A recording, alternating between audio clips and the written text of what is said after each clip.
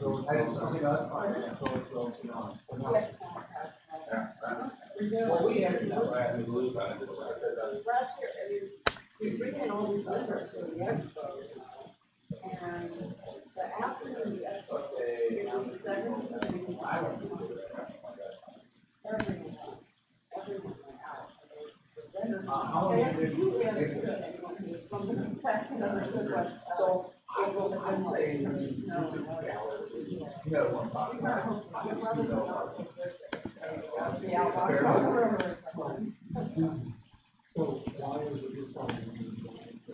Well, here's the deal, like, right, if people said, they don't know anymore, why the hell would you buy a thing like that? I think I got, like, kind of, it helps me know, but I would like to find out more.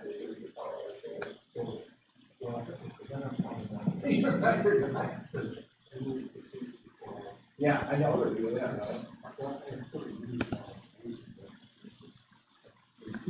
Yeah. Yeah. Yeah.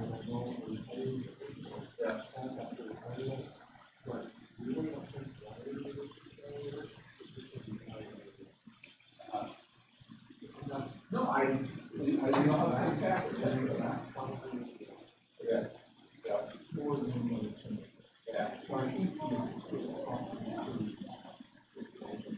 Yeah. I've heard people say, look, I looked at like equal fire service, it looks like the vision of how things should be like. Right, how are you? Stephanie, yeah, I think that's just it. Oh, wonderful. Most of you guys don't really need that. Oh, but for this one you do because of the mandate, right? Yeah, that's what absolutely. I forgot, right? At ETI, it's now it's a third of the members are sending their sheet. They already take the first signature. Because, no, it's incredible. We do mine. They send it in the process. On the southern end of the, that goes to the almost. Morning, how are you? Good to see you.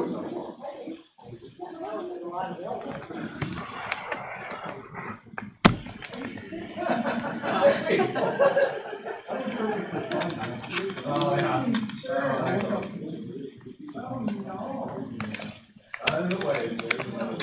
There's some nasty bugs going around this year. There is. Maybe not a third.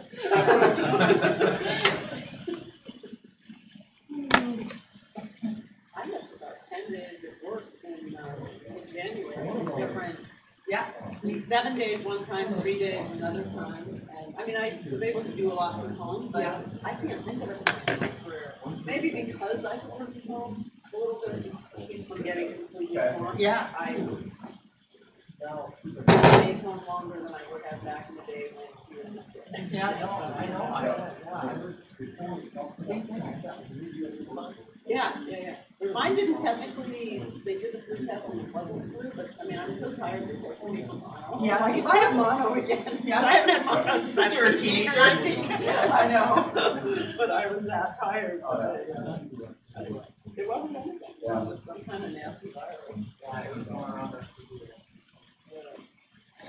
If it's for cops, is it like teachers where you're just hi. Good morning, you must be right. They're both right. They're both right.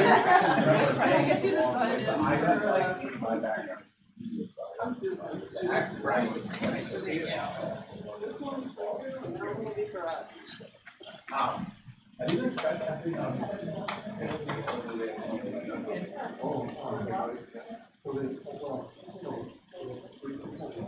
It's on board. He's a busy man. He's always busy. He doesn't stop for Yeah. Oh, Do you need to go hand that out now or get something?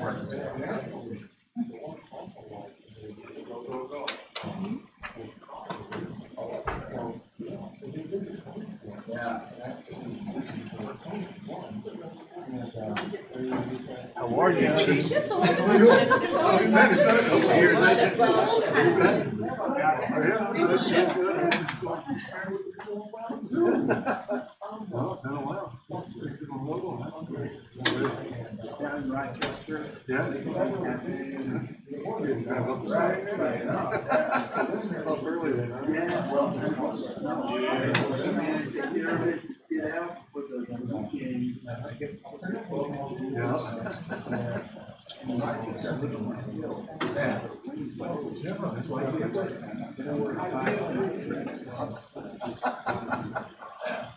And it's a wide open lane.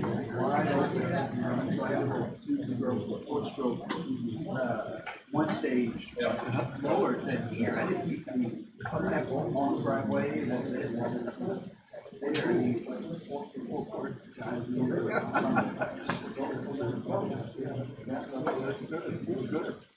People will catch up with it. Yes, sir. Yes, sir.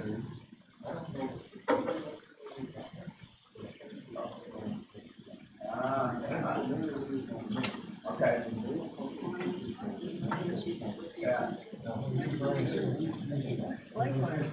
That's right, I know, I have an email. Exactly.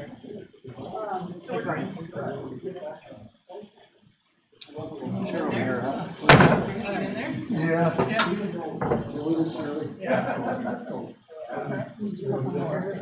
Everyone will have one.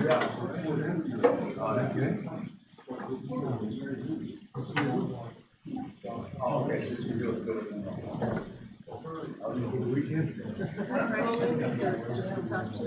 Looks like we're all gonna be Wow, thank you for that. sitting around.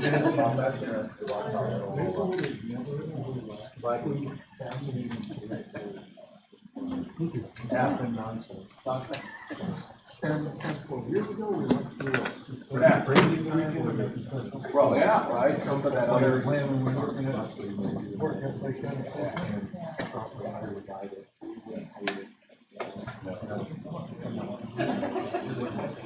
We're the cool kids.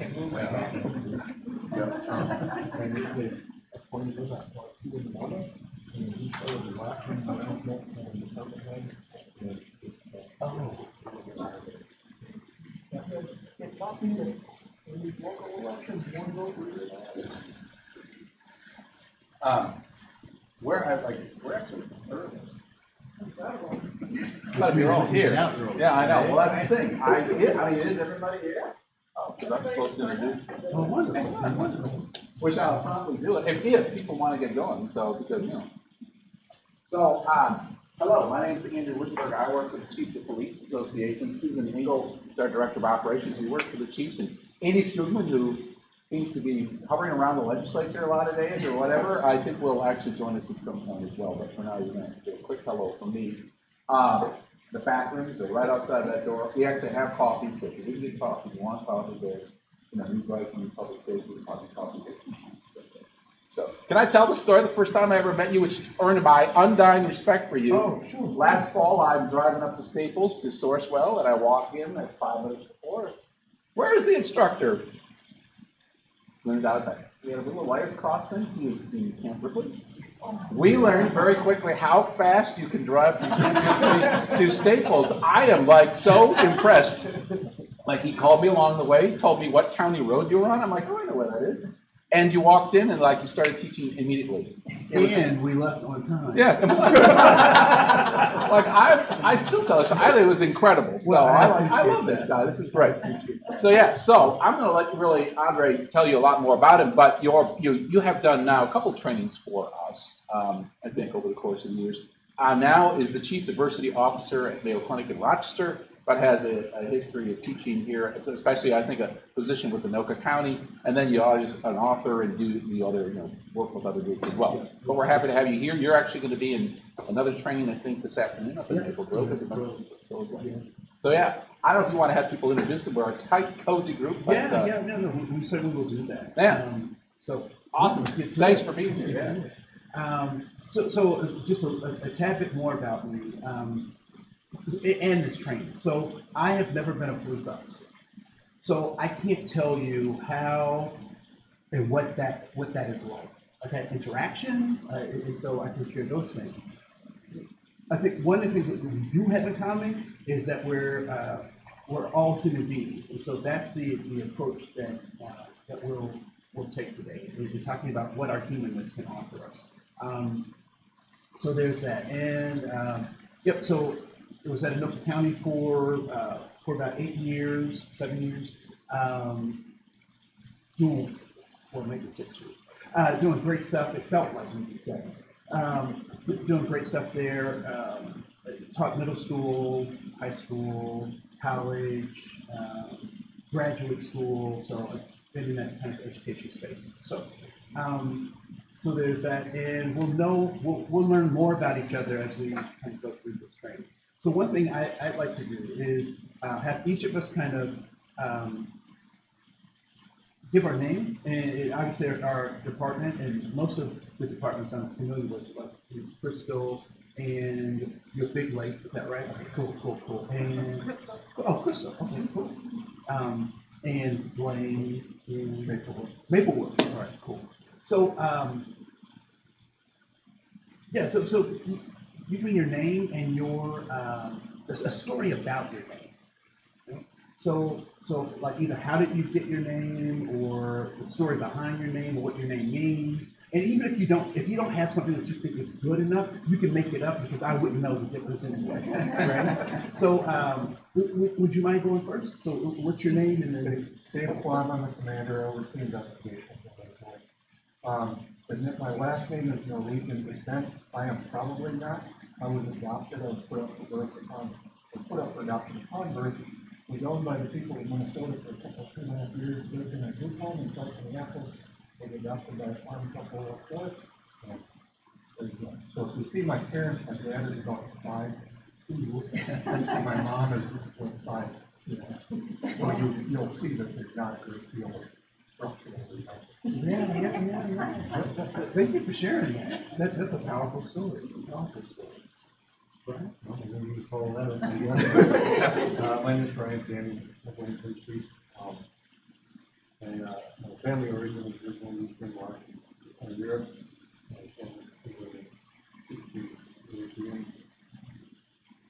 Not much else about my name. I guess my first name, we have a tradition in my family with the first born son always takes the dad's takes dad's first name to first name. Oh. My name is my dad's name, my son's name, my name. And one for my name. Sweet, that's cool. Well, Stephanie Reverend, she's with Crystal. Remember the show Apart? Stephanie Collins, my dad loved her. Who did it? Right. So there you go. My last name, Reverend, is German, actually. My dad is actually 50% Italian, 50% German. My mom's 100%.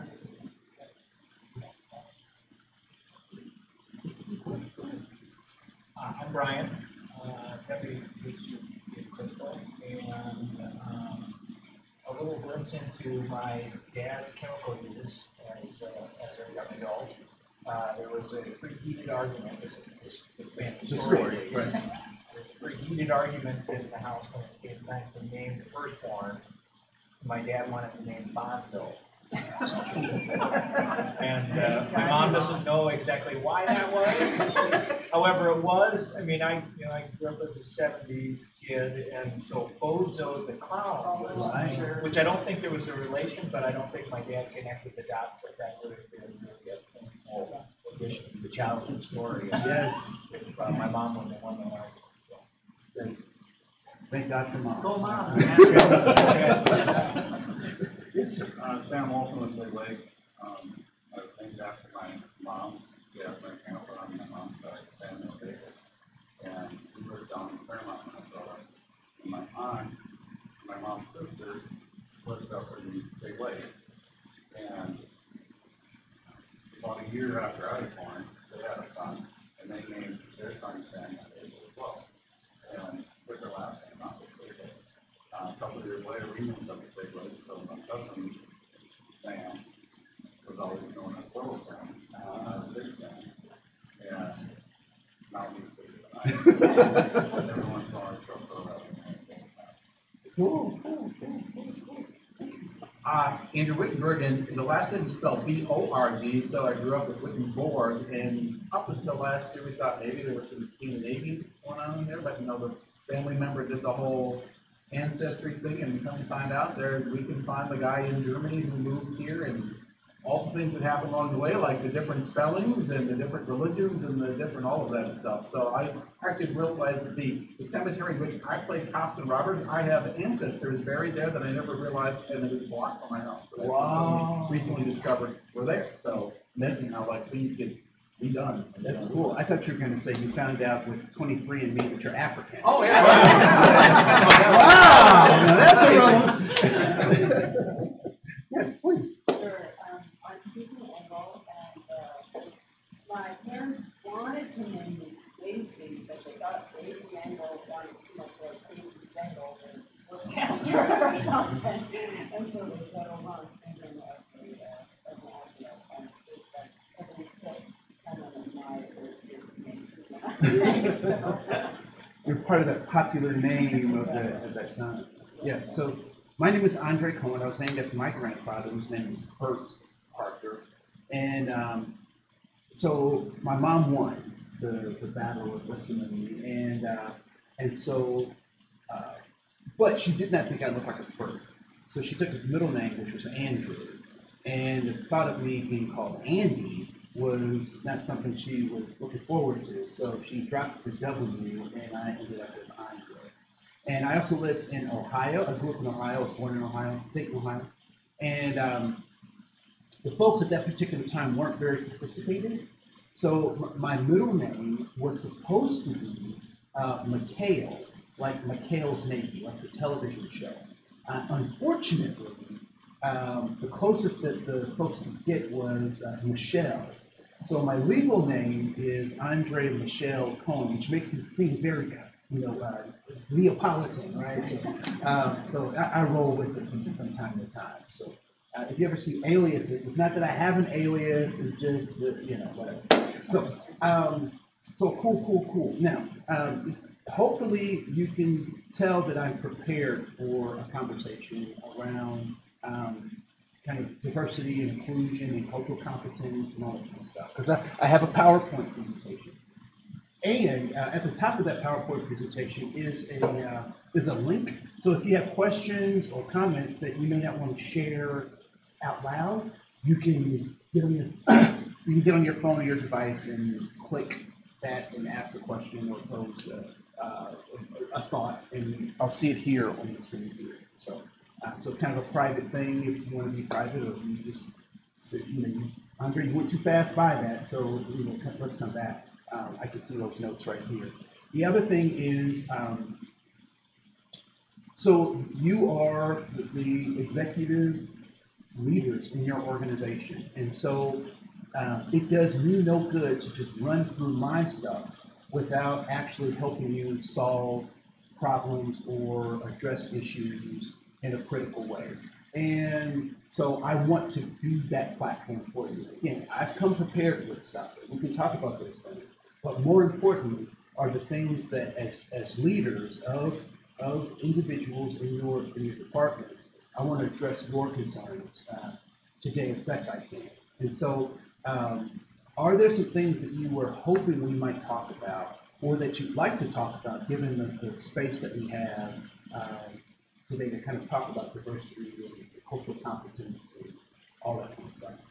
Is there anything in particular? Well, I'll speak up and say my assignment for being here essentially is to sort of preview and see if we want to bring you to our whole department. So I would want to talk about the bias specifically and how that can influence decision making, how to protect them, what sort of real, not theoretical, but real things we want to do to either be made aware of this and to become a little more confident. Make sure we're doing our job in the manner that we should.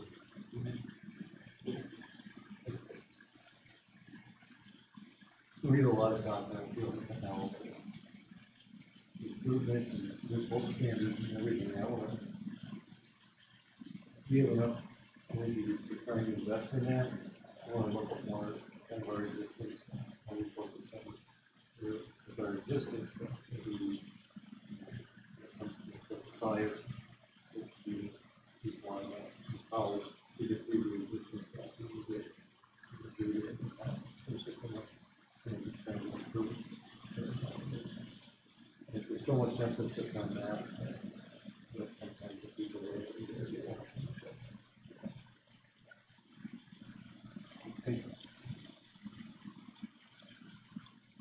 Challenging focuses, things that could be helpful. The challenge for CCOS is that the media is not helpful with this. I think cops are turned biased and think racist. And so they become closed to the concept of the conversation because they've already been called away from their opinion. And so I would be looking for, we help further that discussion to get them past, forget what the other people are saying. Let's recognize that this concept is a real concept. And let's engage in it so that we know things that better work and make this better. If I just not control racist, but I can see how people will. because when we look at the law enforcement, they're so reactively with it. And we took an example where you could YouTube it for but we're reacting to calls, and we have like a higher percentage of calls with minority population. And so it presents as law enforcement has this big problem where it's largely what we're doing is reacting and getting our staff to recognize the implicit bias that people in the community have too, where you see two people playing with the bike law, getting this video many times. Who gets called 911 on mobile, and recognizing and have our staff to recognize that one another, not just in itself, but the relevance of that in society at large. Yeah, I was doing some stuff with preparing for this, two sets of sessions around situational awareness, and we'll address part of that in our conversation today. But there are some things that make policing unique that the common person may not necessarily see the same way. So, Chief hey, hi, how are you? Come on in. Was when he was at Columbia Heights, was somebody that I respected and whatnot. And we did some community interactions because one of the local churches, I think it's a Church of All Nations, that's like on the border of Columbia Heights and whatever. So Columbia Heights, whatever. So they had a large Hispanic population, and the population of the church felt that the police were targeting them because they were Hispanic, when in fact, the police were targeting them because of violations of vehicles that were associated with being lower on the economic scale than blah, blah, blah. So it was more, but one of the things that was really interesting, there was a woman there, and I'll get to more of your questions in a second, but so part of my job is to help the community understand the work of police and then help officers understand some of the purview of the community. And one of the things that was said in that conversation I thought was really impactful was that there was a mother who came in and she said, we called the police and I will never call them again because they came yelling and shouting and da-da-da-da. And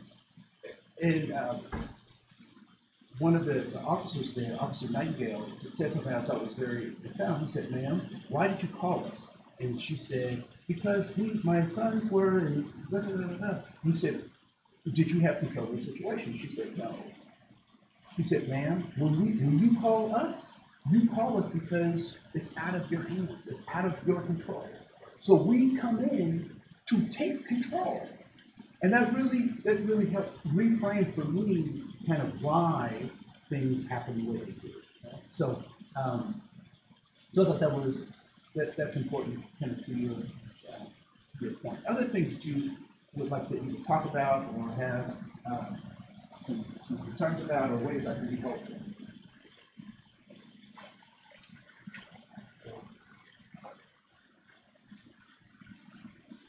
Yeah, I'm just curious about how things have changed and evolved since the last time I heard you speak, which is months ago. But it seems as though we're in a society there now where it doesn't take long for something to become very polarized, something that may seem like a year ago or 2 years ago would have just kind of run its normal course, and now as people have gone to their corners, and it just seems like it's much harder to kind of even reach a kind of a consensus in society about how, and this is part of the media narrative around, it's about, I'm not talking about just police, but in society in general, because it seems like police are on the receiving end of a lot of conflict. There's just a lot of unhappiness out there, and as you just said, sometimes the calls go to like, hey, sort this out. Yeah. Can I close this door? You can actually, yeah, and the guy that's Andy was wandering around out there, so eventually he'll maybe wander back in, but.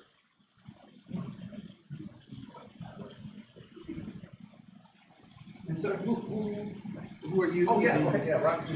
I'm the youth director. Oh, what? Tell them your name and everything. Yeah, we all have to tell the story about our name. Who's got it? Yeah. My name is Santino, and my mom gave that to me. I don't know what's going behind it, but. Okay. Does she like you? I hope so. Okay, cool. That worked out. She likes you, she likes your name. All right, cool. So, no, the reason I closed the door is because I wanted us to have a more kind of closed door kind of conversation. So, so in terms of my personal journey, so we are so very polarized, right? And so I'm really concerned about that, because I don't know that we have leaders in place in any position that are prepared to do what it takes to bring us back together. And so I'm afraid that polarization is going to continue. And as we start looking at a new election cycle, I think it's just going to be exacerbated. And so there's a guy that I've been listening to, and I disagree with this guy, and I disagree with him on a number of points. But one thing that, and you're going to see a couple of quotes, that at least I encourage you to just listen to the guy. His name is Jordan Peterson. I don't know if anyone has heard of him, but I've been reading and following some of his stuff. And the thing that's scary about the things that he offers is that it is absolutely so practical and in many ways counter everything that we've been taught. So I'm going to say something that sounds very controversial, but I want you to think critically about this. So part of the reason there's this thrust to have these types of training is because of the death of Philando Castile. And if folks don't know, that's part of the thrust of the state is really kind of gone on this. So from a number of different sources, the whole situation was questionable from the beginning, and how people feel about that is whatever, but the state has said, because of that, we want to enact these things. So when it comes to this idea of implicit or unconscious bias, I think personally it's cool. I think implicit and unconscious bias is cool.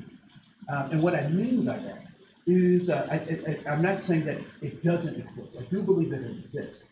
But using it as a rationale for making decisions is irresponsible at best, right? As a body of law holders and protectors, do we believe that people should people get what they deserve for what they've done?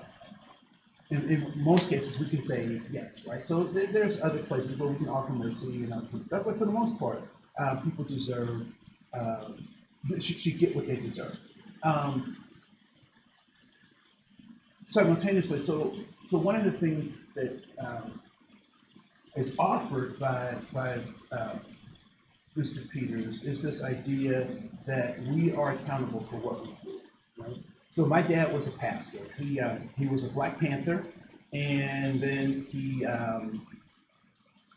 saw that being a Black Panther was not profitable. Like there was no insurance plan, and the health plan for revolutionaries was not not a good one. And I don't think the Panthers understood the weight of the United States on the neck of revolutionaries, right? They didn't understand J. Edgar Hoover's reach and power, right? And so he left the Black Panthers and became a Pentecostal fire and brimstone preacher. Okay? And so I grew up with this kind of political activism in my life, and then this really strong spiritual stuff.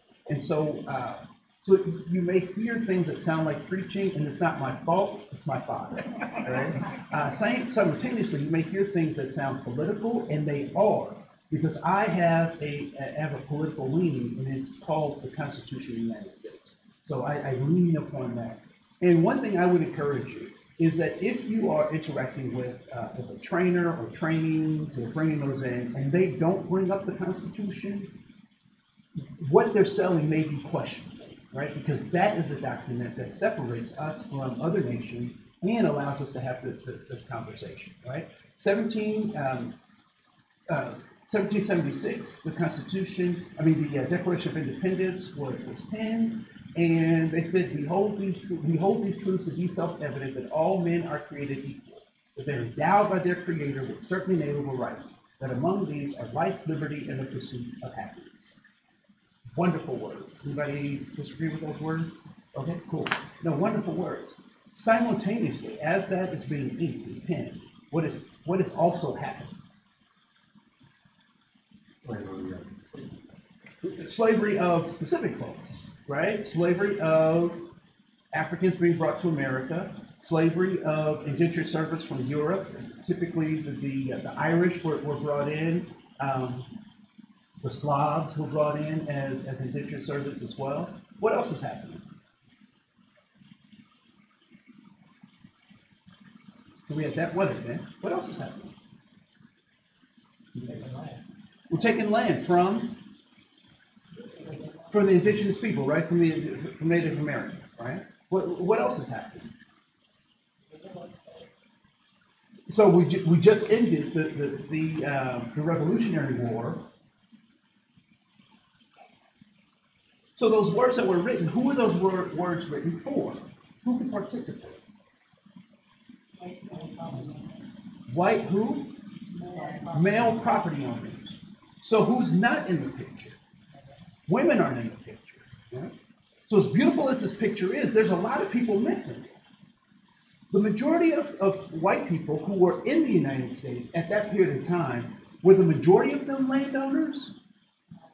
No, it was a minority. It was a minority of individuals who were landowners. So the general masses were people who couldn't participate in this beautiful thing that we call the Republic.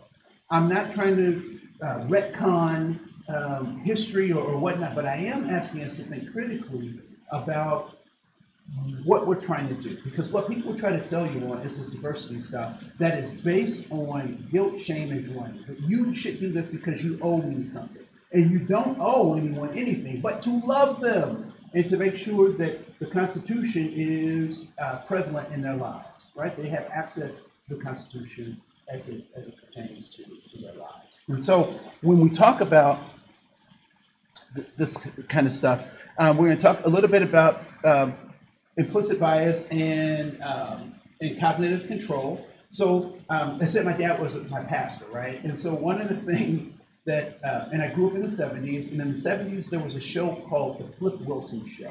And I don't know if folks are old enough to remember that show or whatnot, but it was the 70s versions of Medea. I don't know if people are familiar with Medea, right? So it was a guy who dressed up as a lady, and he followed, this wasn't a new thing. This is an old thing. Milton Berle started this whole dress and drag and make fun of women kind of thing, right? And so, Flip Wilson started doing that. And one of the things that was unique about the 70s and 80s show, if you wanted to have a hit show, you had to have a catchphrase, right? So catchphrase is what made shows, right? So does anybody know what show this catchphrase was from? Happy Days, right? There's another one, Dynamite, Good Times, right? What you talking about, Willis?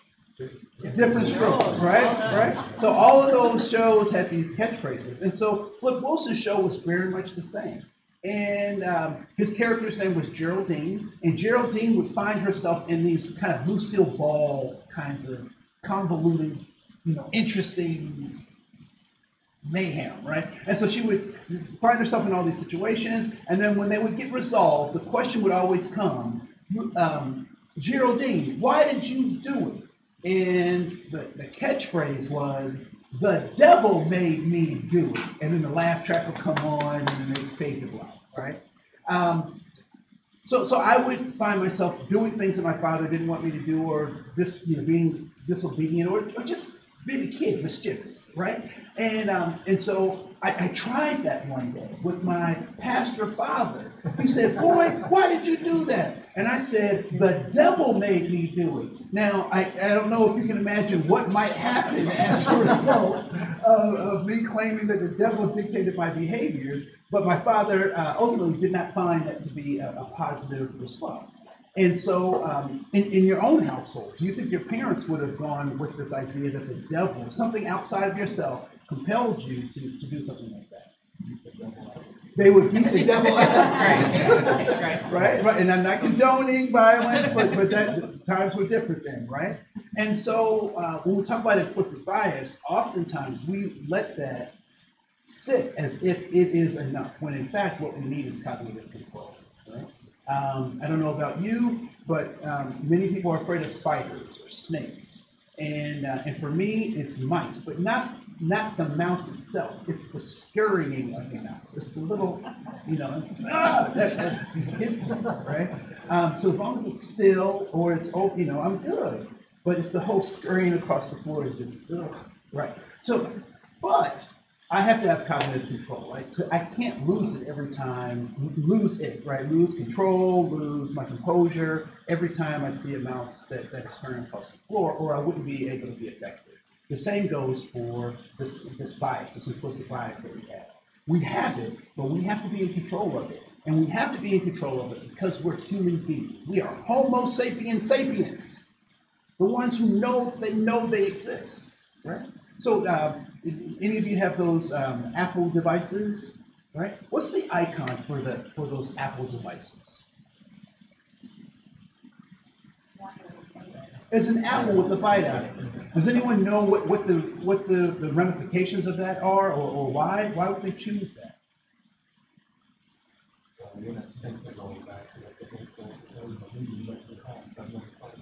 They are, in fact, going back to that, right? So we bite knowledge. So the devices that have the apple on it, the iconography suggests that we're eating knowledge, right? That this device allows us to take in and have more knowledge. And so that's part of what it means to be human. But when we're not thinking, I would suggest and I would argue that we're not being human. One might be able to argue that. So a couple of things.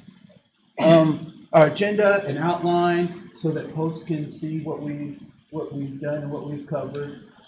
Here are the major themes. So culture and context, we'll talk about this idea of cognitive control. We'll talk about our paradigms and blind spots and the brain, how all those things kind of affect the brain. So here are some truths about life. Life is hard. It's hard, right? You're born as a baby through a hard process. It's a difficult process to be born. You are born into an environment that is a harsh and hard environment. Life is just hard. To that end, that's hard, that's difficult to try to have conversations about, right? Because we believe that life is beautiful and blah, blah, blah. I have a friend who's Eastern European, and we were talking about a beautiful horse, and she wanted to know, what is a beautiful horse? And we went, what do you mean, what is a beautiful horse? We described the horse, and she said, where I'm from, a horse is a horse. It is a tool. It is something to be used. It does work. We don't ever see them as beautiful, right? And I would suggest that life is hard. But the beautiful thing about life is figuring out how to navigate through all that difficulty. Right? And so what's the nature of the difficulty of life? So first, there is fear. And what do all humans fear? We fear the unknown. Right? We fear chaos, disorder. So a lot of times, you know, in the community, people don't necessarily understand what that blue line represents. It represents the barrier between those two things, right? The barrier between chaos and order. And we walk that line, we stand on that line to protect people from fear. At the same time, sometimes we lose focus as a group of people, as human beings, on the impact of how we sometimes walk that line. So we're protecting people, we're making that division between chaos and order. So the nature of human beings is always to move towards something, right? So we're moving towards something. Our ancient ancestors started moving towards something. And when you move from here to there, what causes someone to want to move in the first place?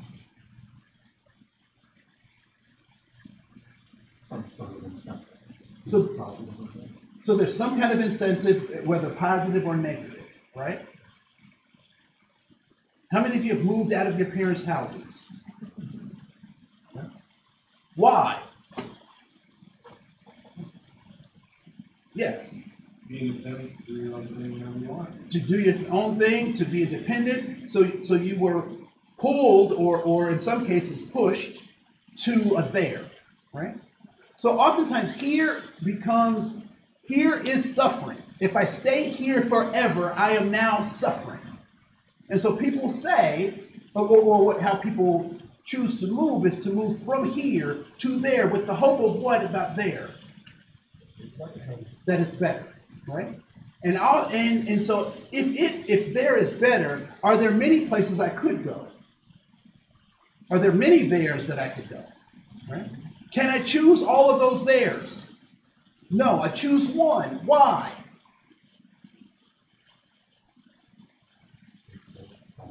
So it could be resource time because I find value in that, right? I find that value in that particular there. And so what that also creates is a hierarchy.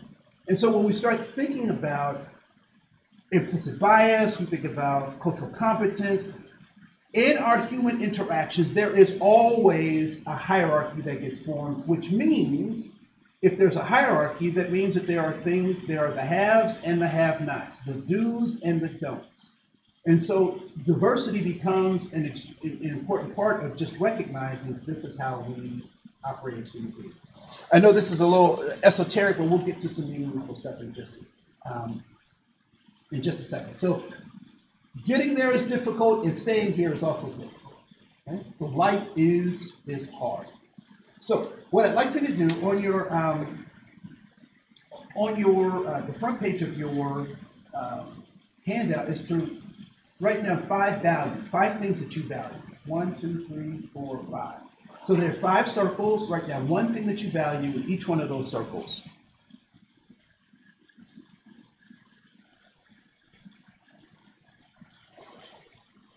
One thing that is of value to you or important to you.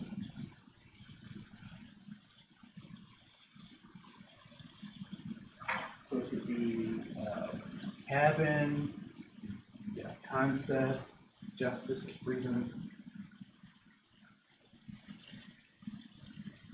5 things of value.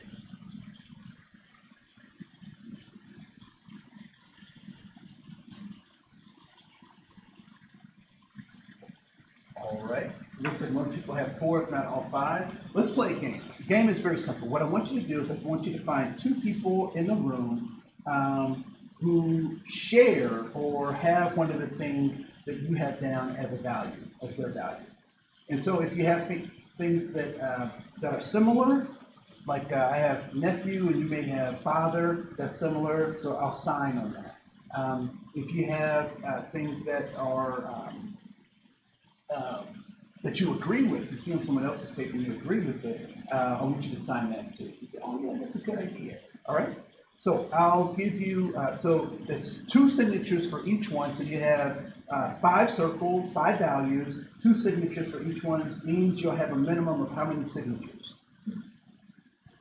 10, a minimum of 10 signatures, all right? So you have 90 seconds to do that, starting now.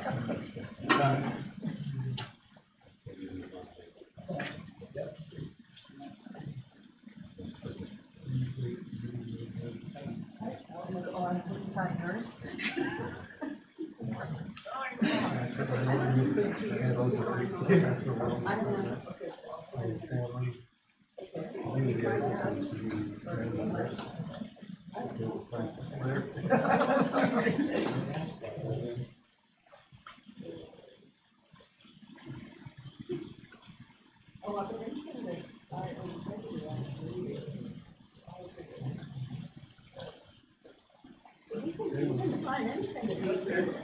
Yes, you can say anything that you agree with.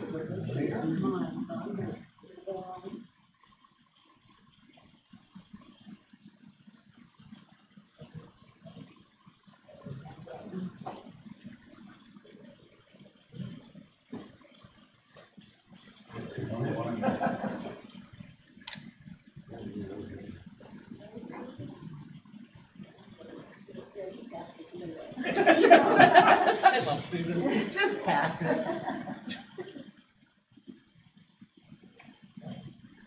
60 seconds.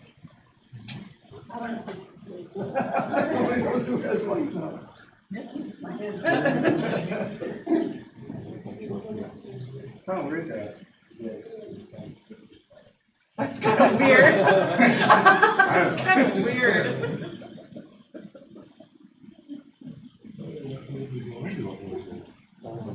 That's right. The risk taker.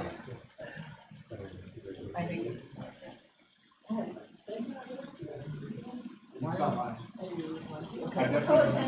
I pass. It's all about passing. 5, 4, 3, 2, 1. Yeah. Oh, this is in the way. Well, I can look that way, but it seems like the focus. Yeah, no, the focus is over here, and this is kind of a bizarre little thing. All right, good. Good. So, did everybody at least get one person to sign your paper? All right, cool. Anyone get at least 3 signatures? All right. 5 signatures? All right. 7 signatures. All right, anybody get more than 7? All right, how many signatures? I have 2, 4, 6, 8, 11. 11 signatures. There's only 7 people in the room. So they can sign more than one multiple times. She tried to catch you on the math. You were helping her with the math earlier, right? What are friends for? Right? So anybody more than 11 signatures? All right. So there's always somebody who messes up the grading curve. So I appreciate that. Could you tell her I won? Yeah, Don't you tell did. her I won. Yeah, you did win. No. So as we're going around the room, what did you? So first of all, did you see something on someone else's paper and you were like, "Oh, why didn't I think about writing that down?" What were some of the things you saw on someone else's paper? Faith. All right, so you can't say that at the same time. Right? So faith. What else did you see on someone else's? You said, "Oh, I should look at that." Passion. Right? Respect. Integrity. Cool. Were there things that were difficult to find someone to sign on, or you don't have any signature on it at all? Was there any? I have health on mine. I have 2 signatures. Okay. Surprised by health. All right. Please raise your hand if you value health, even if it wasn't written on your paper, or you didn't sign it. All right. Cool. Yes, you do. Okay. Cool. Please raise your hand. I was gonna say, if you value competence, please raise your hand. If you value competence. I think I signed everything else. So I was just like, all right, I can't sign them all. I skipped one there. All right, cool. One more that, yes, please, second. Safety, all right, Please raise your hand if you value safety, even if it's on the spectrum, you know, okay, cool. I know some of you are risk takers. So why do you think I would start with an activity like this? What do you think is behind this activity? Helps demonstrate that people are far more alike than they are. Yeah, it helps to demonstrate that we are far more alike than we are different.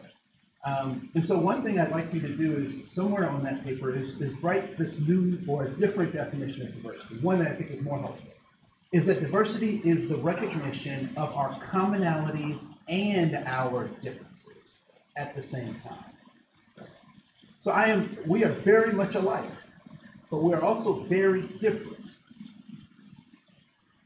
And those differences I might refer to as obstacle illusions. Obstacle illusions, artificial barriers to authentic human relationships. So we are very much alike and we're very much different. And what I think is interesting is that folks try to fall into two camps, and it's not a helpful thing to fall into these two camps. There's the rugged individualist that says, I did everything by myself and I can do things by myself. And then the other group is that we are totally 100% collective. I don't exist without my group, and I need my group for existence. And I would suggest that we live in the spaces in between there, right? That we are responsible for our own behaviors and our own reactions, but we also are parts of groups that, particularly when government gets involved, tries to navigate those groups, right? So when you look at those 5 things that you wrote down, is there anything there that would identify your ethnicity or your race? Is there any one thing that you could point to and say, this demonstrates my ethnicity or my race? Okay, so most people are saying no, some people are unsure, and that's fine. Is there anything of those 5 things that you wrote down that points directly to your gender identity or gender expression? No, right, okay, cool. Lastly, is there anything there that the IRS would recognize as something that places you in a particular tax bracket? No, okay, cool. Most of us are shaking our heads no. I don't know what some people have on their papers, but most of us are saying no. So why is it that when I ask you to write down the 5 things that you value, why do you think that race or gender identity or gender expression or socioeconomic status, why do those things not show up in those 5 circles?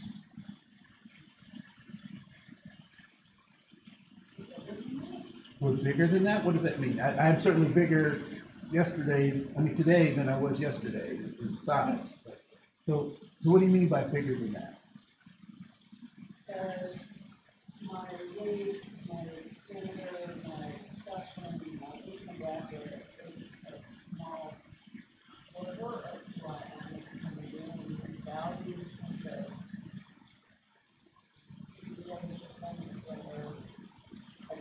beyond, like bigger core, not beyond, that aren't dependent on those.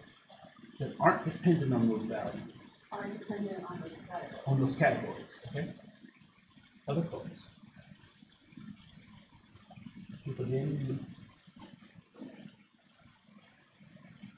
I think that these are more agreement, not that those don't matter if you do, but you just, in terms of values of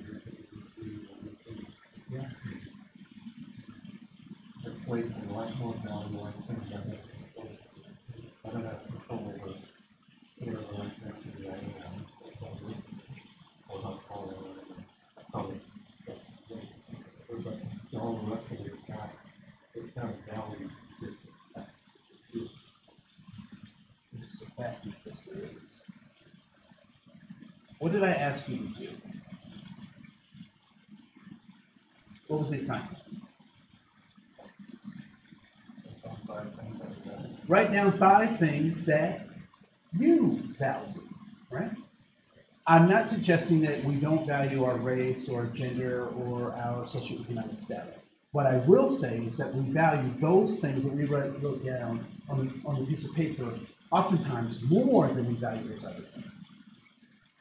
And I would suggest that any person that we're operating with we could probably find commonalities on those values, right? Or we can find commonalities on those values. What I would also suggest is that it is important to recognize that race and gender and socioeconomic status is valued by systems more than it is by individuals, right? Systems value those things, right? So I was born, but I wasn't born black. I'm not doing a reverse Michael Jackson thing. I'm okay. I'm not on pills or anything like that. But I was born human, but America made me black. So the categories of race and all that kind of stuff have changed. And it's so interesting that I was born black. My grandfather was born colored. And then my great-grandfather was born Negro. Right? How is that possible? Folks know a Ford F-150? If a Ford F-150 is placed any place on the planet, is it still a Ford F-150? If it's in South Africa, if it's in Mexico, if it's in New Zealand, if it's in Japan, it's still a Ford F-150. Why? Because that's the name that was given to it. That's what it is, right? But race isn't the same way. It changes from place to place. Did you know that Canada has a different racial and ethnic categories than the United States? And the United States has different ethnic and racial categories than Mexico. And Mexico has different racial and ethnic categories than Brazil. And we're all in the same hemisphere, right? So what is this idea of race? And we'll tease that out more in just a little bit. But what I would suggest, talking about race, is that race may not be what we think it is. It is very real, but it's not what we think it is.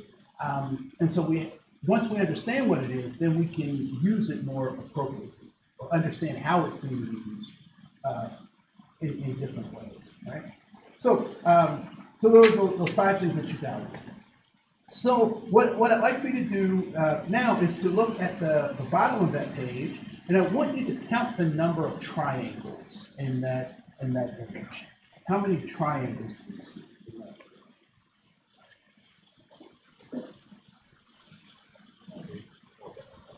And once you have a number, go ahead and shout that number out. 6, 8, 11. What's that? What do you mean you don't see it? Well, somebody said it's 11.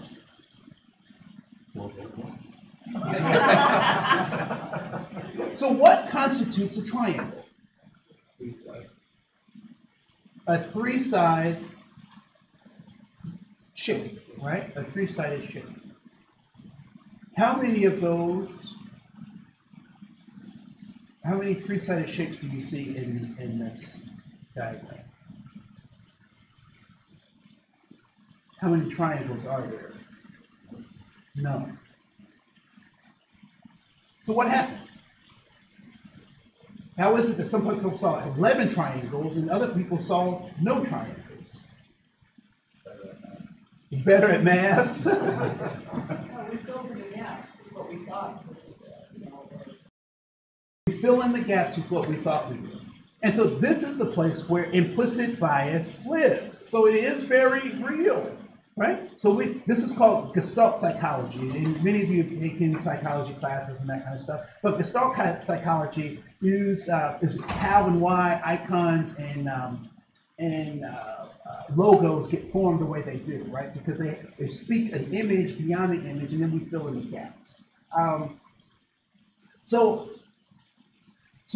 So implicit bias does exist, but we have to take control of that, right? So let's talk about how and where. So in that larger circle next to those 5 values, what I'd like for you to do is to think of this as the pie of all human knowledge.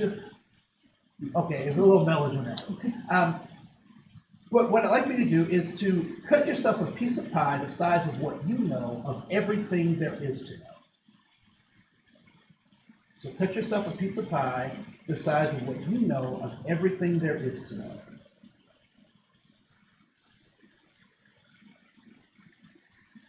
Right? So the pie is big and create the size. So what are some examples of things that you know for sure?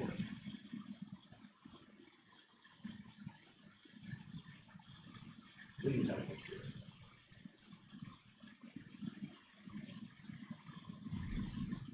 You know something because you're in this room, right? There's a lot of people into this room. What do you know?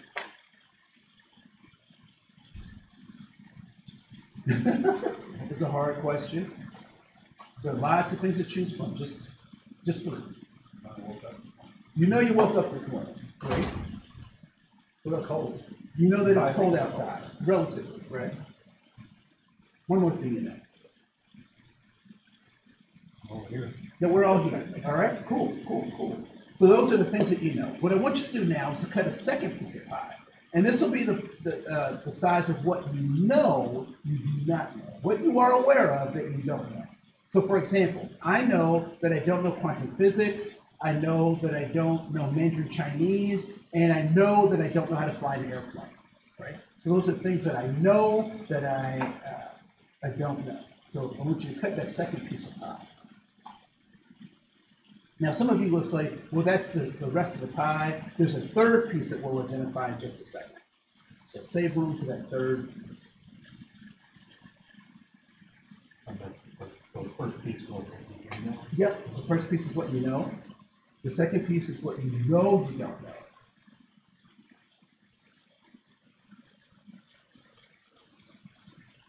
So what are some things that you are aware of the fact that you don't know?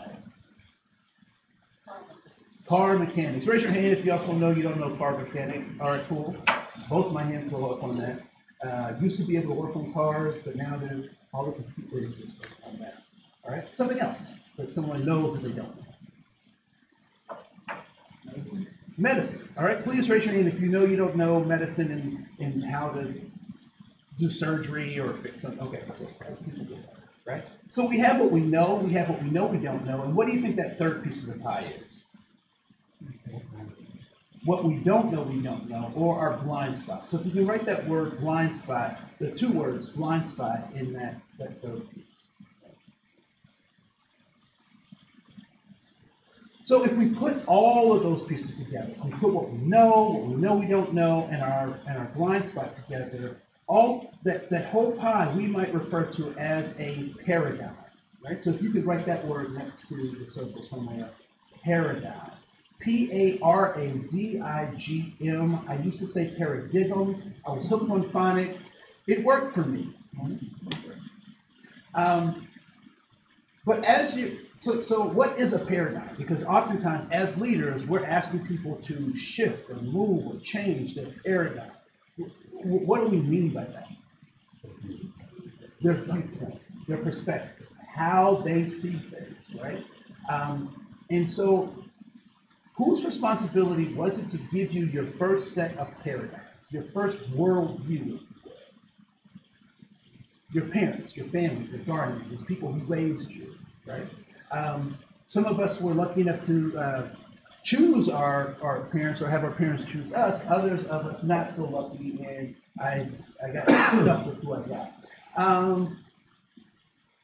And where did they get their first set of paradigms or how they see the world?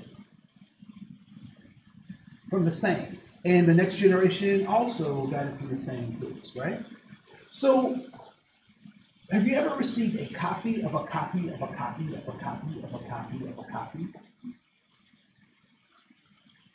Once it's been replicated that many times, and you get this copy that's been, we used to say Xeroxed, back in the day, right? It's been Xeroxed so many times. Does it look exactly like the original? No, how is it different from the original? So in some places it's faded, it's blurry, there's dust on it, there's all sorts of stuff, right? Is it possible that the paradigm that you've been given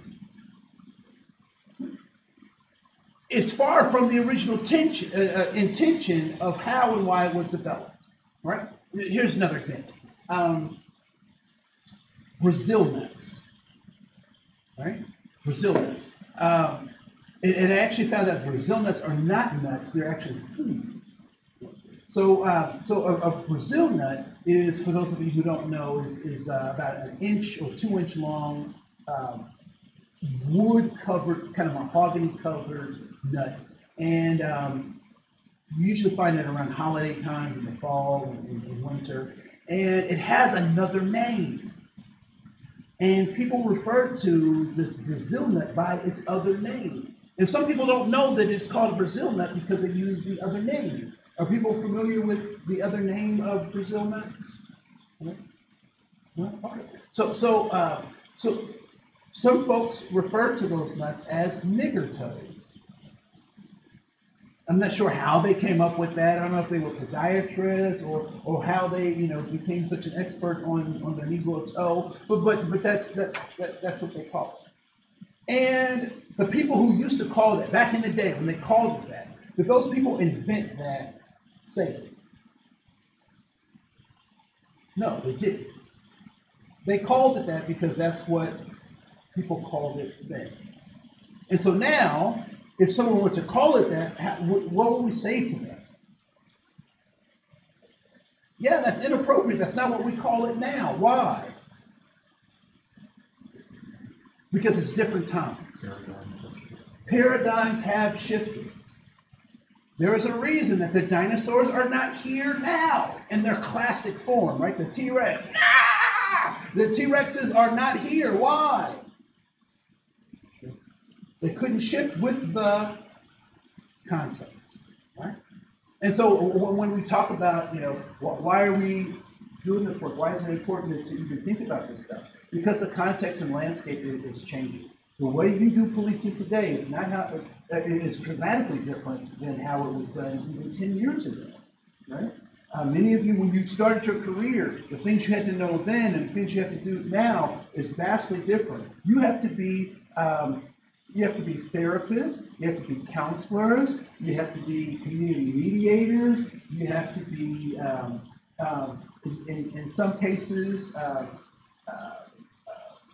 the program is called PALS, but mentors, right? I mean, so the whole aspect of the policing is dramatically different, but it's not just different because we didn't have anything else to do, but times are asking for policing to be done in different and new ways, right? So the context drives a lot of these things. So that's important. Let's do this. Let's take a 3-minute break, take a bio break. We'll come back and then we'll get into more meat. All right. Thank you so much for your time with us.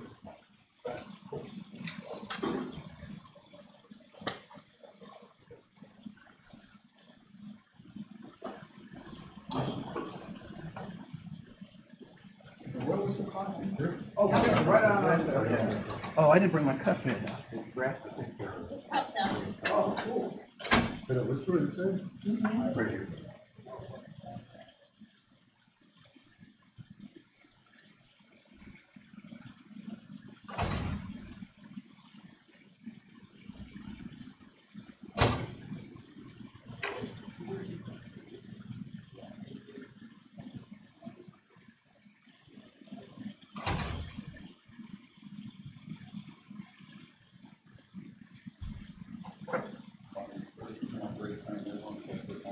That's all right. Look, I just went up and just put my phone down. I wasn't responding.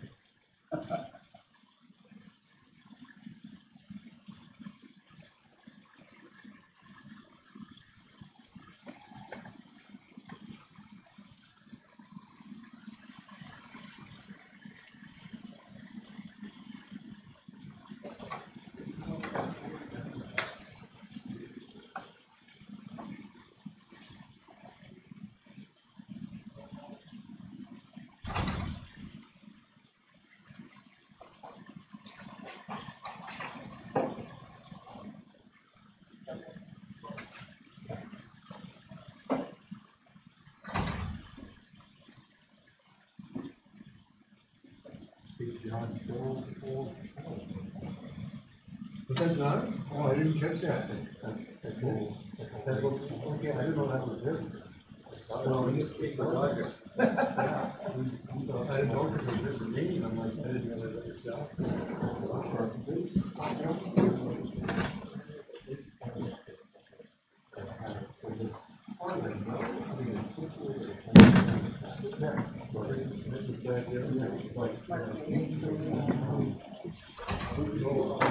didn't know that. I remember one time,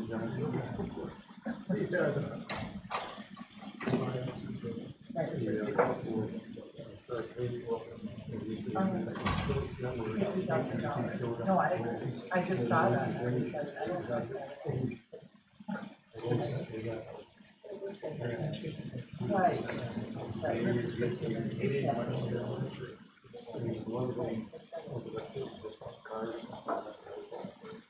we got the other one, that one, that blue one, well, not right,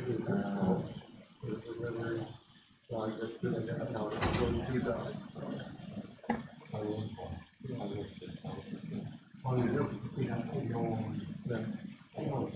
Oh, you all right, dude? Yeah.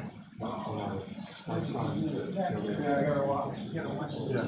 They did a lot of like, I walked right into the Okay. Yeah.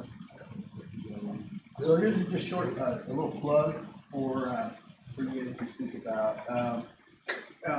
Is anyone familiar with the Law Enforcement Opportunities Board, LEO?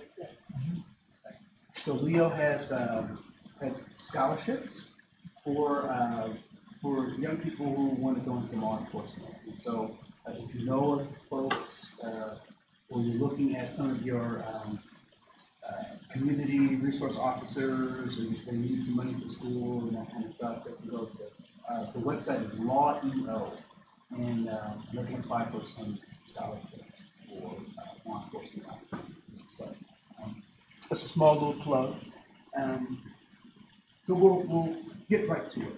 How are things going so far? Good? Okay, cool. So I want to talk a little bit about some of the motivations of human beings. Right? So if you go to page 2 in your handout, so I do have some, and I didn't go through my presupposition at all, but I do want to kind of just throw this out here. It is my belief that diversity is good. That the mix of ideas and thoughts and approaches is good for problem solving. Doesn't mean that it's easy or efficient. It just means I believe that it is good. So that's one of my things. So just want to put that out there. So there are 4 truths that I think we need to think about and address, particularly around human behavior. The first is that human beings can learn, change, and grow. Okay? Human beings can learn, change, and grow. My greatest frustration when I taught, when I was a teacher, was not recognizing that this was true, even if it's not on my time frame. Okay? So people can learn, change, and grow, even if it's not on my time frame, even if I don't expect to see it. And so sometimes I think recidivism is something that we should be concerned about, but we also should recognize that there's obviously something that someone's not getting. So if they keep repeating it, it's because they're not getting it. Or they may be getting what they want from that behavior. I have, we call incarceration for long periods of time camp in my family. And so I have family members who enjoy camp. And they must enjoy it because they keep doing things to get themselves back into camp. Right?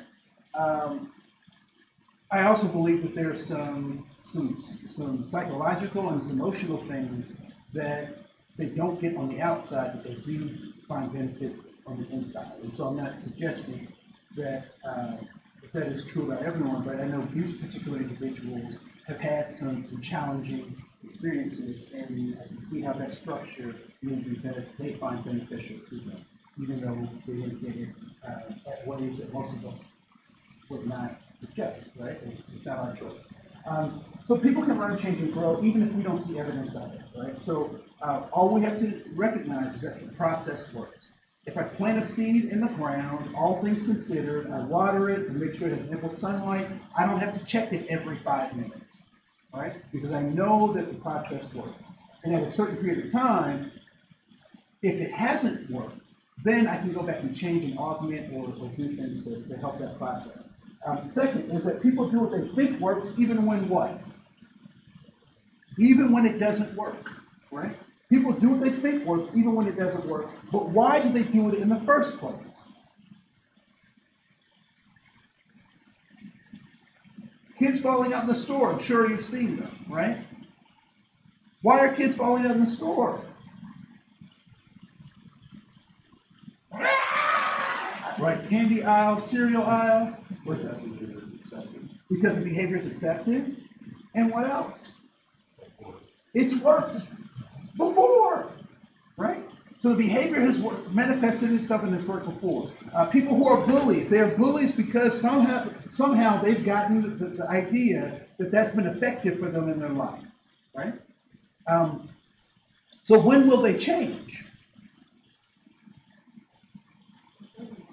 When they realize that it doesn't work. Because it could be not working all along, but they don't realize it until their behavior doesn't change until they realize that it no longer works, right? All human behavior is goal-directed, and we'll talk about the goals of human behavior in just a second. Lastly, is this idea that attitude is a reaction to goals. What have we been taught about attitudes? What are attitudes?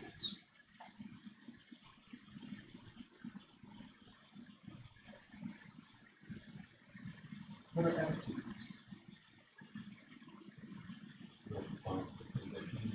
Response to conditions. Okay. What conditioning?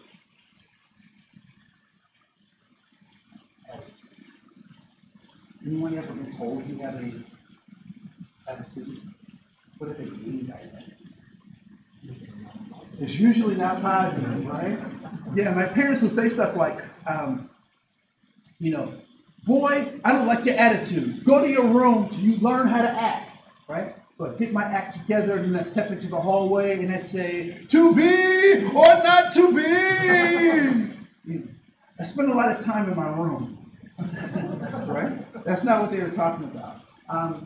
But it wasn't until I was always a late bloomer, slow learner, whatever. I was methodical in my development and whatnot. And I finally didn't get where my parents meant by attitude until I was 17. So I told you before, my dad was my pastor. So on Sunday, we would go to church from 7:30 a.m. to 11:30 p.m. We stopped at 3 o'clock for chicken, not because we're black, but because chicken is delicious. So 3 o'clock chicken. So Friday night, I asked my dad for the car. My dad loves me. What did he say? Friday night, I asked him for the car. He loves me. What does he say? He says where I'm going, right? Does he give me the car or not? Depends on the answer, depends on the attitude. Typically, he would give me the car without much question at all, right? I'd tell him where I was going, right? And so my dad would give me the keys. I'd pick up my friends. We'd go cruising for girls. I don't know. We never found girls, so, it's kind of a wasted trip. But then I'd come home before curfew. I had filled up the car. I'd give my dad the keys, and my dad says I have what kind of an attitude? A good attitude, a positive attitude, right? What do I say about my dad's attitude? He's got a good attitude too, right? So Friday night, we're cool. Sunday, at noon, my best friend Dexter calls me and says, Andre, can you pick me up for the movies? What do I know about Sunday? Church all day. But I'm 17, I'm invincible, and Jesus is my friend too, right? So I go to my dad and I say, Dad, can I borrow the car? What does my dad say? Not only does he say no, but he gives me the hell sermon. The worst consequence in our household was going to hell. And either you can go to hell on your own, or my dad would show you the way. Right? As a result of that interaction, what happened to my attitude? It went down, right? I had a bad attitude. So what is an attitude? to what? All right, think about this. Anybody have a teenager in your life? Niece, nephew, son, daughter, grandchild, right? Any situation like this ever happen? Mom, Dad, I just got a text. Cindy's having a party. Starts in 5 minutes. Can you drop me off? Anyway, something similar to that, right? Last minute kind of thing. And what's the parent's response to that? No, who does that? Nobody has a party at 5 minutes. They're disrespectful for even doing it. And then the parent unloads. As a matter of fact, you haven't cleaned your room in the last week, and you and your brother and sister have been fighting. No, you can't go to this party. And what's the kid do? Transformers. Yes, bull hits, right? So they go to their room, close the door like they own the joint, right? And then the adult is like, oh, I just unloaded on this kid for no reason.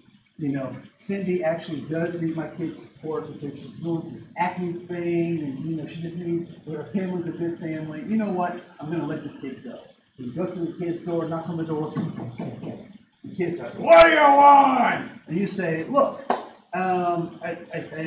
you can't go to Cindy's party. Can't stay for the whole time. I'll drop you off. I'll pick you up at this time. We got to get this room straightened out, and we got to do some other stuff. Get your stuff. Let's go." What happened to the kid's attitude? For the most part, it gets better, right? It gets better. Why?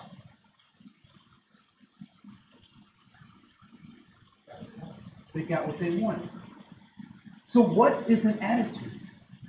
An attitude is a side effect of something else. And too often people want to get us caught up in their attitude, right? Well, she said this, and he said that, and I don't want it.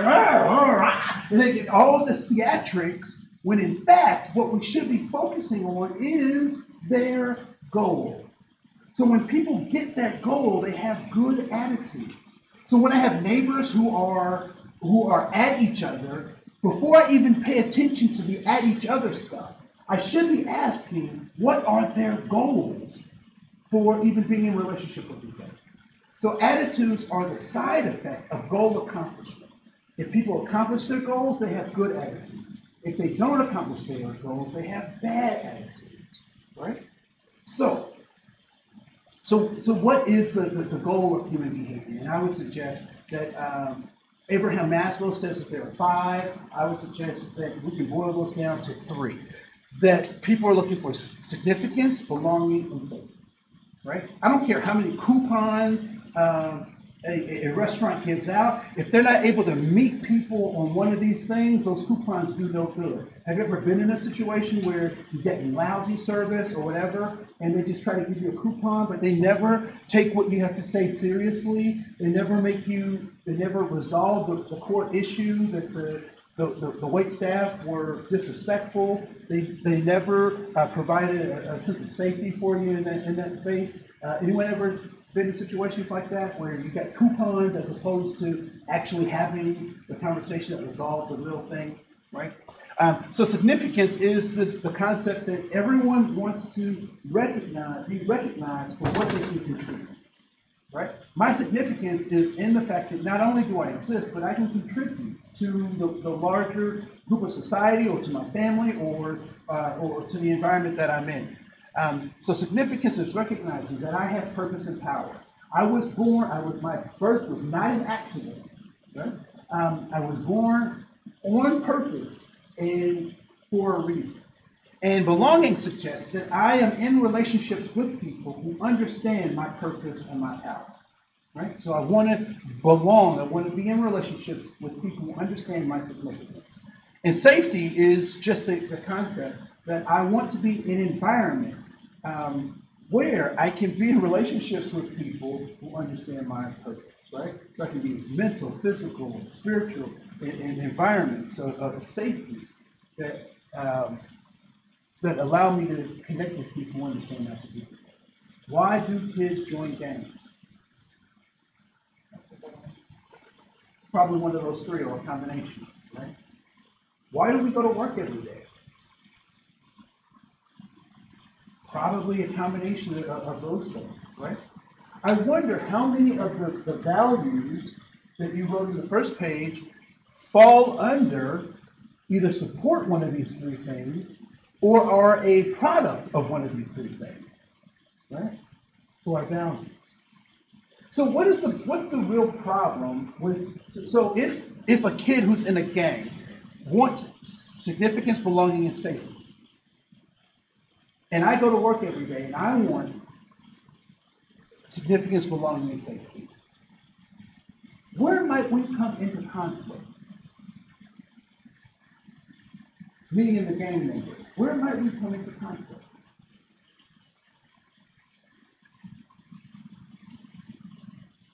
I want significance, belonging, and safety. They want significance, belonging, and safety.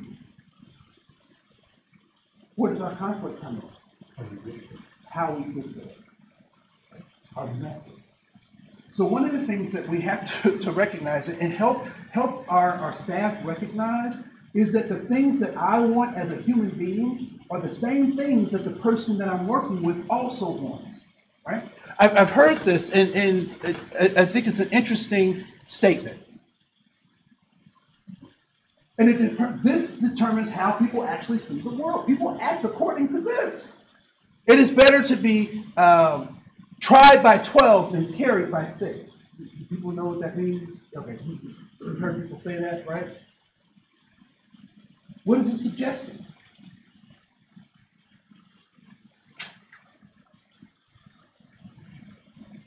What does it suggest?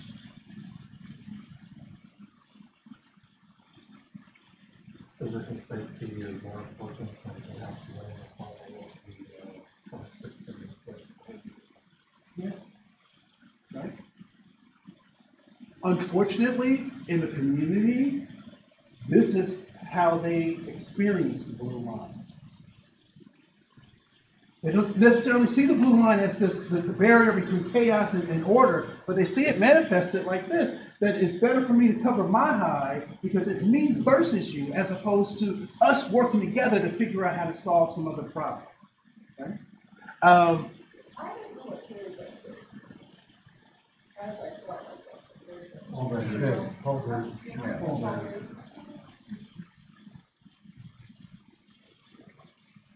So what's our first job? Or anything else? Every day, our job is to go home at night. What do the people that we interact with also want? To go home at night. Right? And so when we see the world like this dictates our behavior. And I'm not sure how you address that or how you talk about that in your department, but I would encourage you to actually talk about that because I think this is an antiquated way of looking at things, and that we don't have to look at solve problems this way. We have really changed the past year. We have done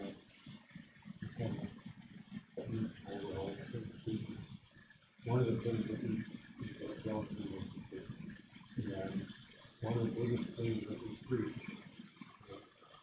seems to be going well is the concept. Okay, law enforcement, you always hear about places to live, right? And whether it's good or bad, you hear about that, you know, how what's your relationship with that?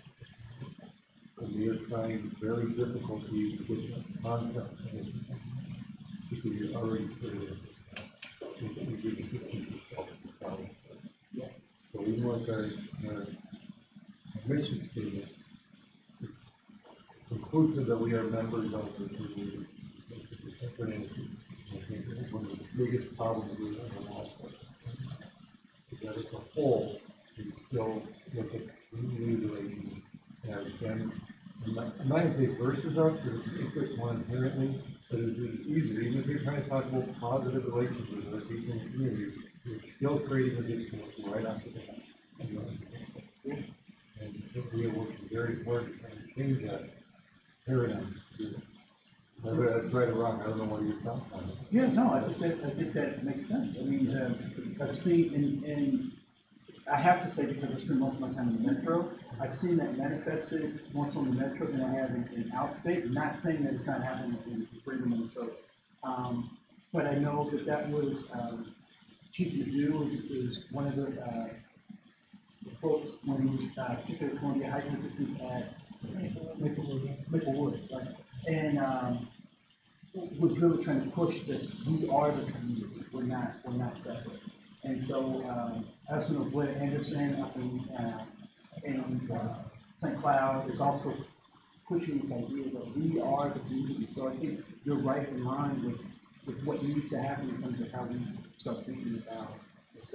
One of the things that Chief Anderson was doing that I was like, what does this have to do with policing? But in a long, so I think about it like Apple versus Microsoft. So Microsoft took, when they first went out the gate, Microsoft said, we'll take all the business stuff. And Apple, you can have the school stuff. Well, what Microsoft didn't recognize was that the school kids become school adults who have been trained only in using their stuff. And so that's kind of what has propelled Apple to do that. So one thing he was doing was they're doing some school, they're doing school lunch stuff during the summer. They have a whole program that the police department runs for school lunches in the summer. I was like, what does that have to do with this stuff? He said, think about it. First of all, if they're in our care, if they're interacting with us in positive ways, that's going to pay off huge benefits in the future. Also, at least that's 1 hour a day that they're not making trouble because they don't have anything to do, right? And I was like, makes sense to me, you know. So anyway, so there's that. But yes, I think this idea that we are the community, and to be quite honest, if we think back to some of our, you know, look back at least to the 40s and 50s, beat cops knew the people in the neighborhood, right? We could have, you know, police officers. Our communities were a lot small. I mean, there's a whole lot of other stuff. But there was this relationship that people had with other human beings, and one of those human beings just happened to be an officer. Right? So that's important to recognize. It's also important to recognize that many of those same communities were also exclusive of other racial groups. So that kind of perpetuates some stuff. So, but just want to talk a little bit about this idea of diversity, equity, inclusion. So diversity is this commonalities and differences. Equity is recognizing that we have to do this extra stuff to make people have similar outcomes. Equality is giving people all the same stuff. But I would suggest that inclusion is tearing down artificial barriers between people, right? So we can get rid of those barriers.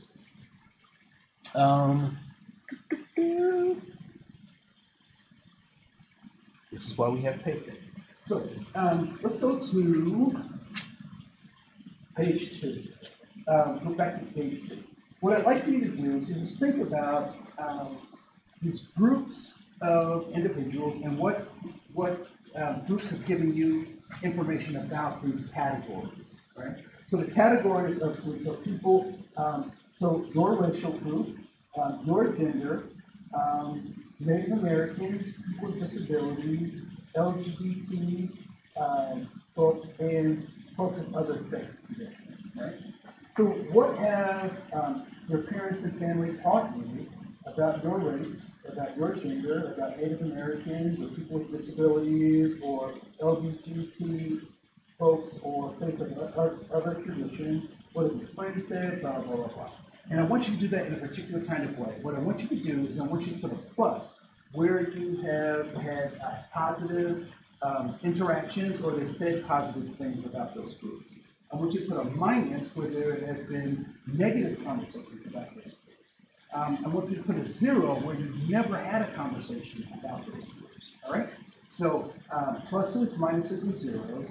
And you can have pluses and minuses in the same box, but the size matters, right? So a big plus means lots of positive, and a little minus means a bit of negative. All right? So I'll give you just about a minute or so to do that. Pluses, minuses, and zeros.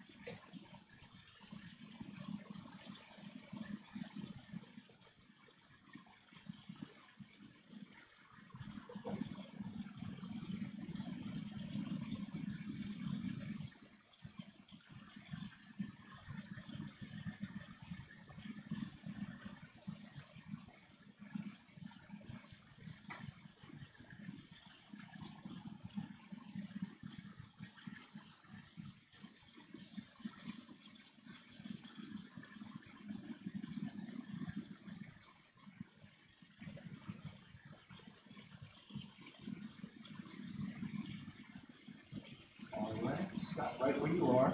I'd like for you to grab an elbow partner or a table partner and talk about your pluses, your minuses, and your zeros. Please feel free to share what you want to share, and don't share what you don't want to share as you have a conversation.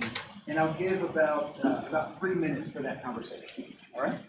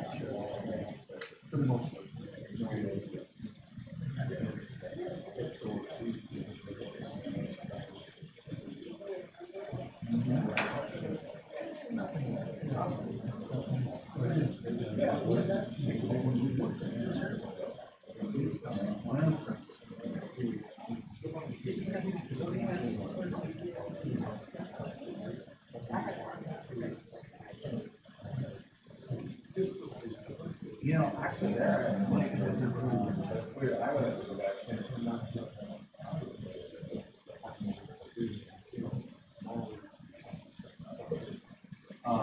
mean, I don't.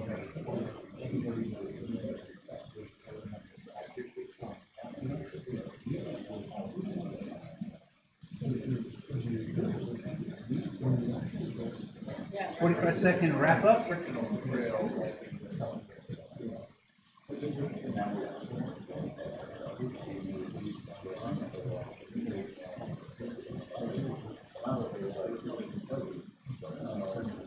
Four, three, two, one, and.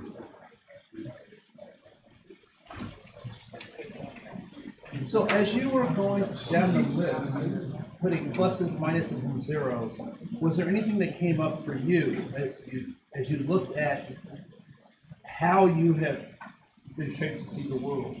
Was there anything that came up for folks that were looking at the task with pluses, minuses, and zeros?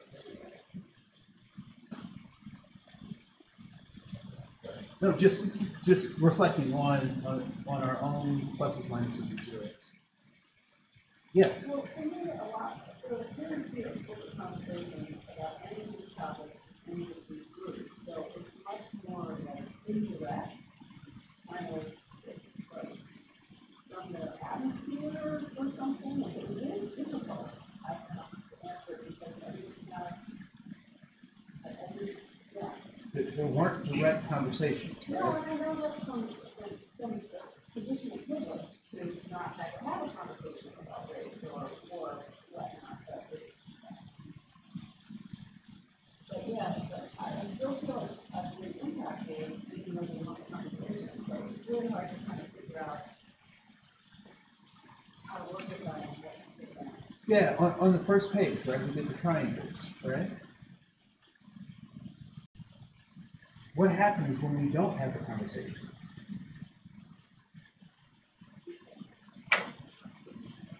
It gets ignored, Or there are assumptions. or we make stuff up, right? So that's, thank you for sharing that, I appreciate that. Right? What else do people recognize about their own pluses, minuses, and zeros? Yes, I think growing up at a different time, like all these things I've been talked about in my life, and my friends, like it's very prevalent. So like I want to talk to some ways, but I think we're both kind of in line.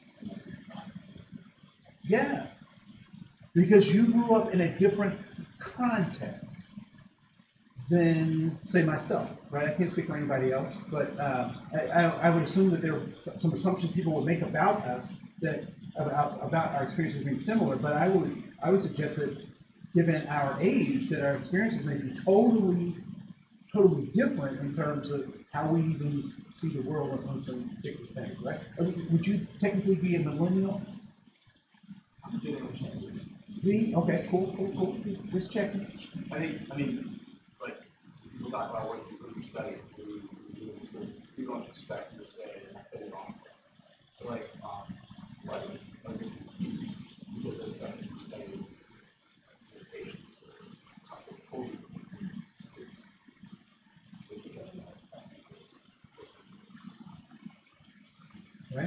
Yeah, so they bring their triangles to your home, right? Yeah. Other folks, what did you notice as you were going through those?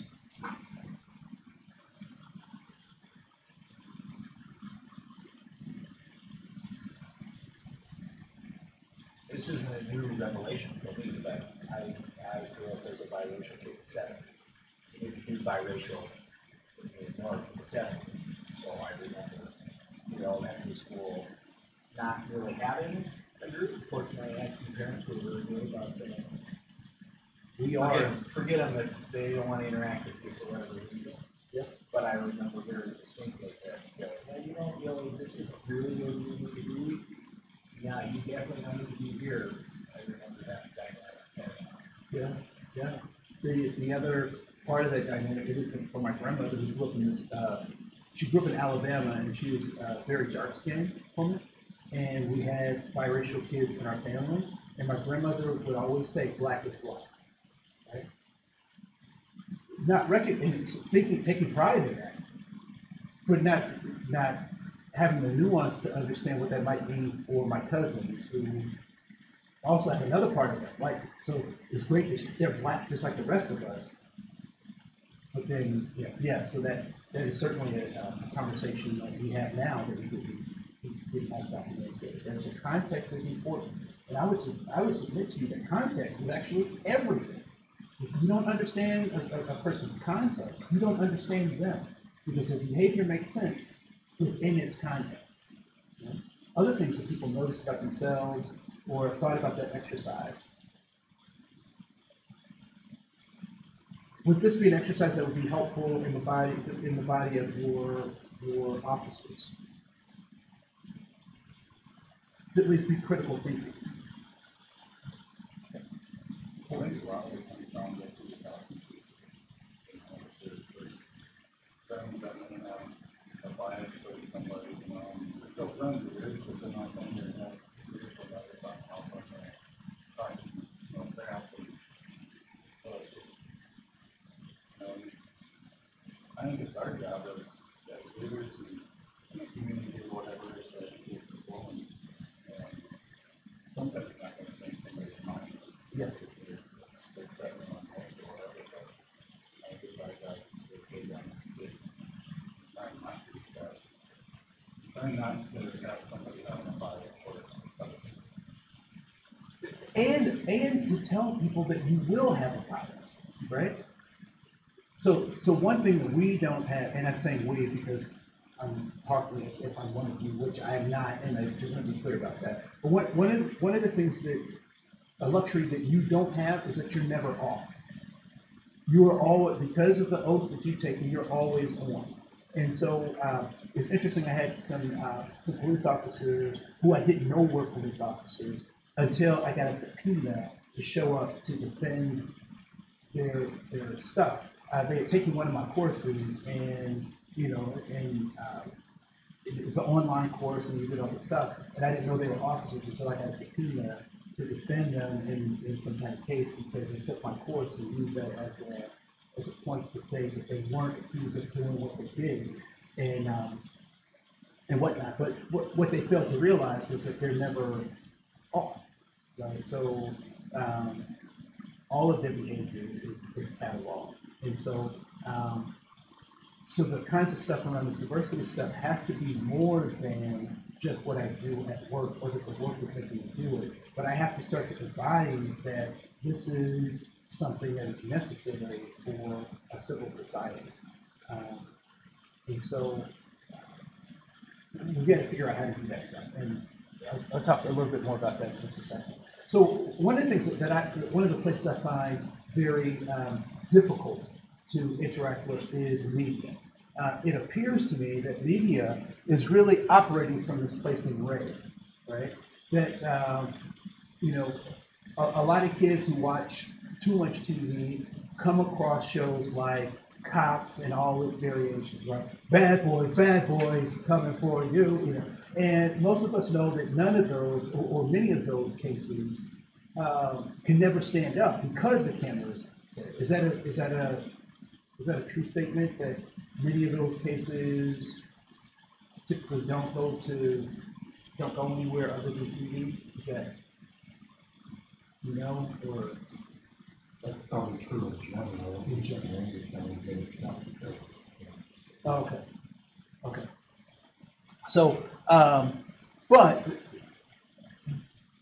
these short sitcoms and shows are really trying to hyper escalate all sorts of stuff because they can't tell a true story, right? And so they really try to keep us in this red zone. And so in terms of situational awareness, how long can we be in this red zone? How long can you expect your officers to be in that red zone? Not very long at all, right? However, we're constantly inundated by things, particularly in the media, that keep trying to drive us to this threat level of red. And so we're getting exhausted. You'll hear people say, I'm tired of talking about diversity. And then you ask them some facts about diversity, and they don't know anything about diversity, but they're tired of hearing about it because they've just been inundated with so much information, right? And so the same thing is happening with us, that we can't live in this zone, and so we're constantly inundated with this stuff. So we have to be very critical in understanding some stuff. So I also have come to a realization that social justice isn't what I originally thought or I was originally told. I think it's been modified, and we need to think about it differently, right? So Adam Smith. So I go back to Adam Smith, who is in American history one of the early economists. And some of the stuff that he talks about is like the invisible hand, that the market itself will adjust and blah, blah, blah. What we know is that governments have tried to control that hand and manipulate markets for certain kinds of things, blah, blah, blah, blah, blah. But he talks about two things that I think are important.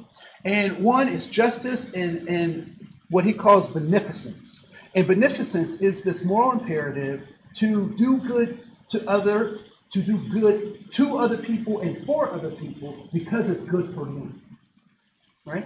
And so when we think about this idea of justice, that's what I'd like for us to think about, particularly in social justice. We do things in social settings because it is good to do, and it is good for others, and it is good for me, as opposed to this soft, kind of liberal way that folks have tried to use social justice to say that everybody needs to get exactly the same things and we need to manipulate systems to make sure that happens. What I would suggest is that we need to get to a place where we recognize that we are the community as peace officers, as our job is to be with the community to create this beneficence. As opposed to being outside of it, trying to dictate, right? So theories of moral sentiment, moral constraint, feedback loops for good and bad behaviors. One of the, and you've heard these things, that community oftentimes complains that they are concerned that officers don't or can't police themselves, right?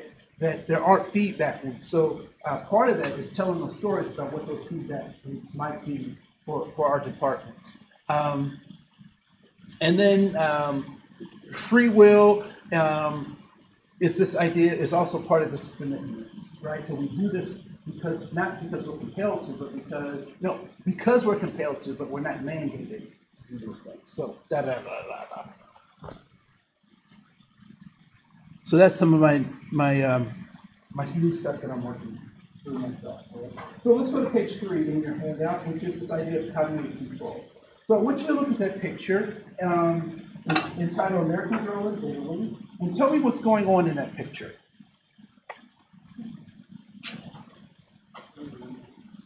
What's that? There's only one woman in the picture. She is the center of attention.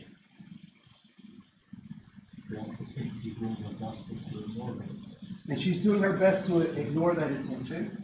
How does it look like she feels about that attention? Probably not comfortable, right? What might we call this in our modern day? Because this was 1950. What might we call this in modern day? What's that? Catcalling, all right.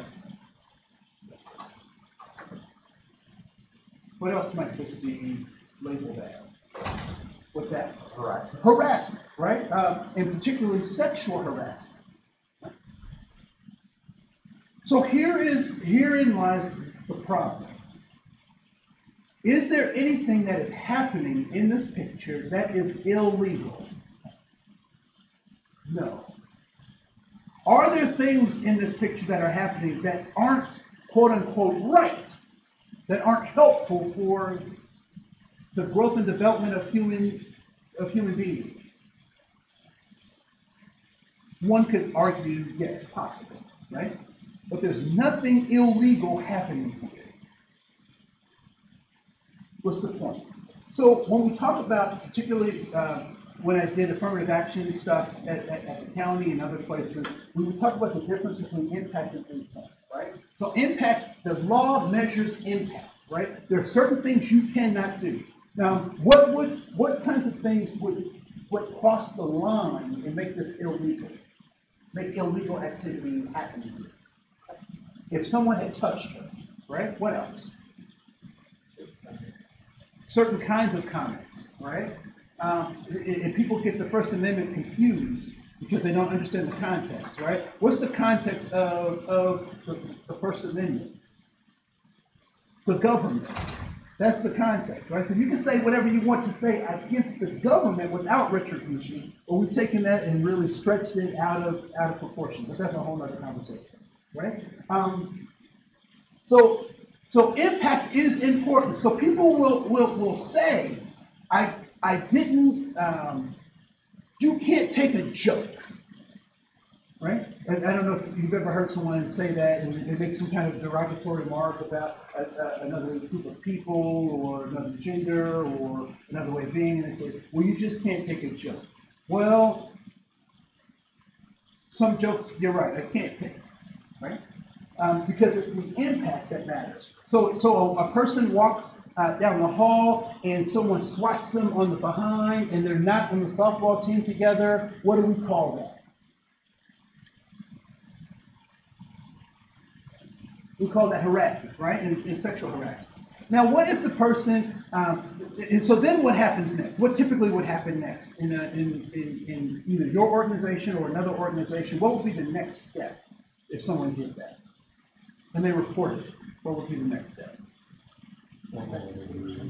An investigation, formal interview, and so forth and so on. And so as they're going down this process, what if the perpetrator says, I was just kidding?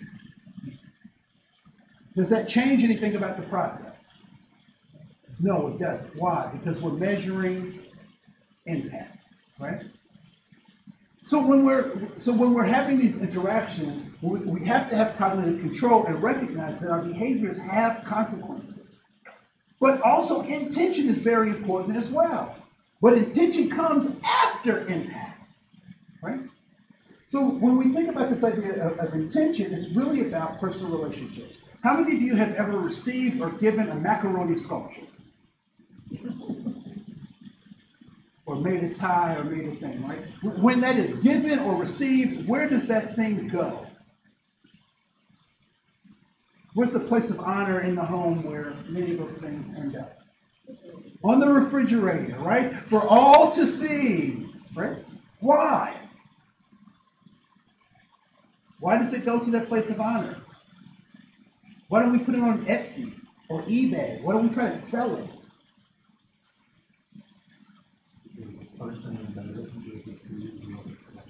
Because you have a connection with the person who gave it, right? So intention only matters when we're in relationship with one another.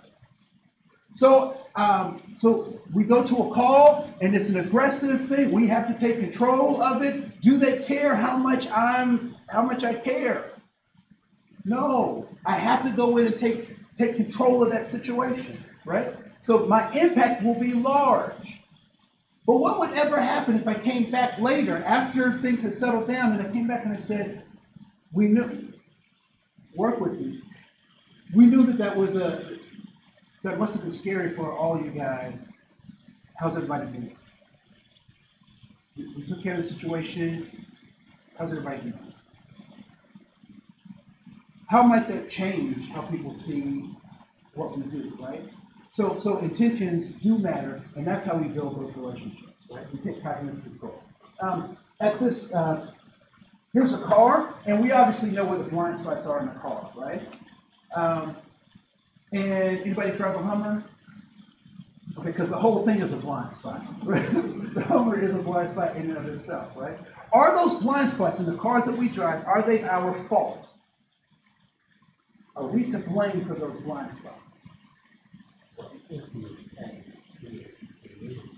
So if you've created one or added to it, okay, so a car that you've ever driven, have you ever added to that blind spot? Well, you might have one of those fifth wheel trailers on the back, that might constitute that. But most of the cars we drive have blind spots that we did not create. So it's not our fault. But it is our what? Responsibility, right? So when we talk about diversity and inclusion stuff, we're not talking about fault and blame and shame and trying to make people feel bad. We're talking about what is your personal responsibility to take control of your own mindset, of your own way of thinking, right? So on page 4, we'll skip that. Page 5, just want to talk a little bit about culture as, and we are stopping at 11, is that correct? All right, good. So one thing we have to recognize about culture is that it is a direct relationship with context. You don't understand the context, you don't understand the culture. So I